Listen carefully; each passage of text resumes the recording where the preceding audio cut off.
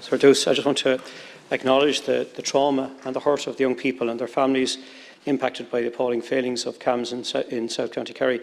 And they have been badly let down and harmed by a service in which should have been felt safe and by a service that was trusted by their families.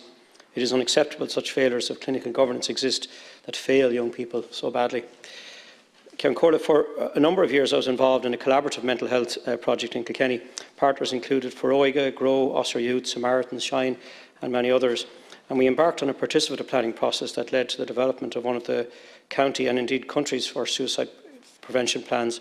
And that template subsequently informed HSE approaches to county suicide prevention plans, which was supported by the National Office for Suicide Prevention.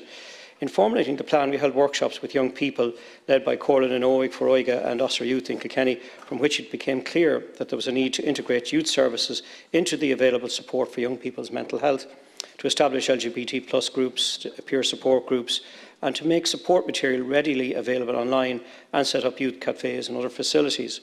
Corlin and Oig in Kilkenny later led on a more immersive youth mental health initiative that advocated for more resources towards counselling, greater interaction of voluntary and youth services with CAMHS and supports for families of young people experiencing mental health difficulties. Through my involvement in these projects, I was consistently impressed by the work of the young people participating. As they emerge from the COVID-19 pandemic, they face so many additional challenges in life, but those who are already vulnerable and are at risk of being lost in a system that needs to be led by the voices of youth.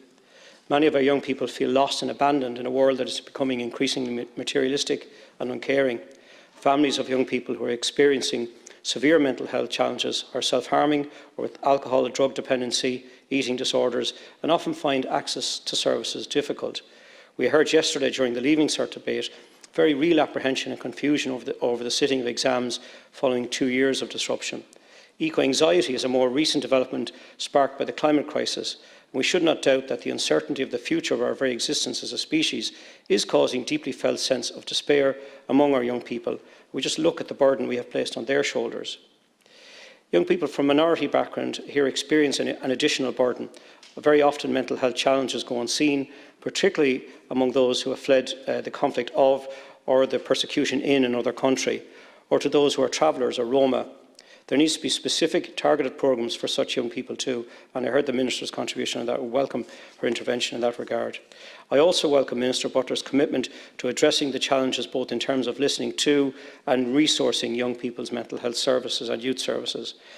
My colleague Minister O'Gorman is engaged in just that, resourcing youth services like Oireachtas in Kilkenny to continue to provide safe and welcoming spaces for young people in projects like Open Door for LGBT+ youth and for vulnerable children and adolescents generally. I welcome too the introduction of minimum unit pricing on alcohol in this country. It will result in positive impact on reducing alcohol consumption among young people. I remain concerned about the potency of cannabis currently being sold in our streets, and I think it is having a detrimental impact on mental health.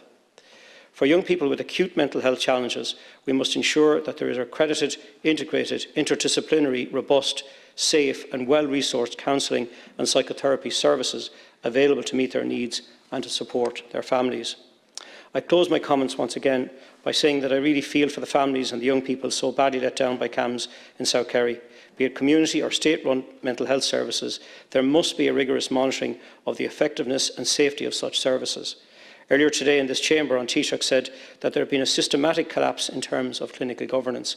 This is truly damning indictment of a service that is in place to protect and care for young people's mental well-being.